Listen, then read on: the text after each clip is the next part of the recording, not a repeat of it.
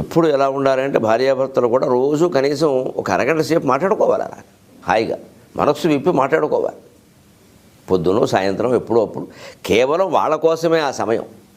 Coffee ఆవిడ పట్టుకురాగానే ఏమైనా నువ్వు కూడా తెచ్చుకోవయ్యా, కాసేపు నీతో మాట్లాడితే నాకు ఆనందంగా ఉంటుందంటే ఇంత లావు అవుతారు, 2 కేజీలు బరువు పెరుగుతారు. ఆనందం చాలా వ్యాధుల్ని పోగొడుతుందండి, అసలు రానియకుండా చేస్తుందండి.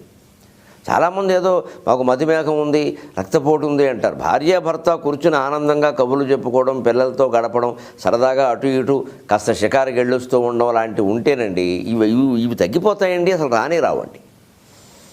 కానీ ఖచ్చితంగా కనీసం ఒక అరగంట సేపైనా కూర్చొని మాట్లాడుకోవాలి. కానీ అక్కడే ఒక విషయం గుర్తుపెట్టుకోవాలి, అరగంట దాటి మాట్లాడుకోకూడదు. అవసరమైతే మళ్ళీ వాయిదాల పద్ధతిలో 2వ సీటింగ్ వేయాలి.